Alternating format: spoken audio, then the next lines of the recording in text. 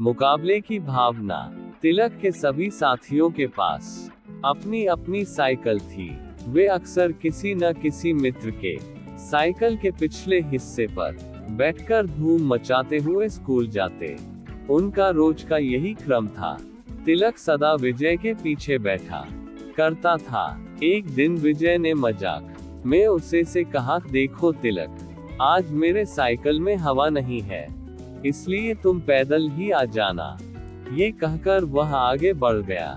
तभी तिलक ने देखा कि विजय की साइकिल के पहियों में पूरी हवा थी। उसे बड़ा गुस्सा आया। वह सोचने लगा, शायद विजय को अपने पास साइकिल होने का घमंड हो गया है। थोड़ी दूर जाकर तिलक ने देखा कि विजय साइकिल रोके खड़ा है। ये देख तिलक रुका नहीं। वह उसके पास से होता हुआ गुजरा तो विजय ने पीछे से आवाज दी, अरे तिलक, ठहरो तो, तुम तो पैदल ही जा रहे हो। मैंने तो मजाक किया था, आओ बैठो मेरे पीछे। तिलक नहीं रुका। वह गुस्से में जो था। उस दिन वह पैदल ही स्कूल गया। शाम को घर आते ही उसने अपने पापा से कहा, पापा, मुझे भी साइकिल ला दीजिए। मेरे सभी साथी अपनी अपनी साइकिल पर स्कूल जाते हैं।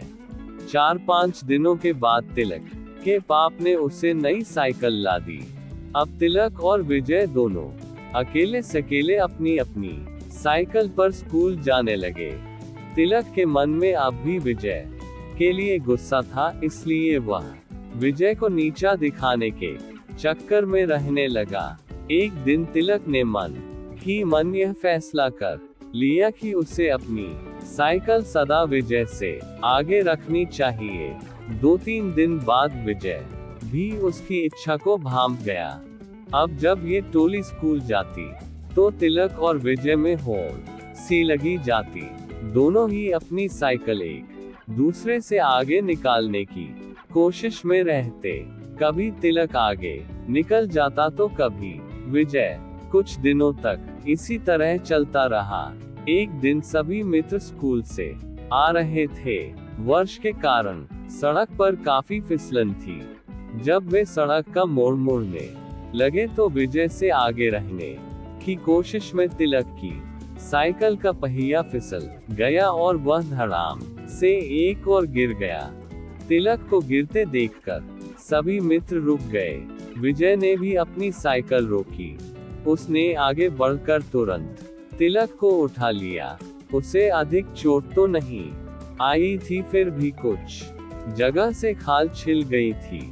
ये देखकर विजय ने कहा, ये सब हमारी मुकाबले की भावना के कारण ही हुआ है। यदि हम दोनों में एक दूसरे से आगे रहने की होड़ नहीं होती तो तुम्हें ये चोट नहीं लगती।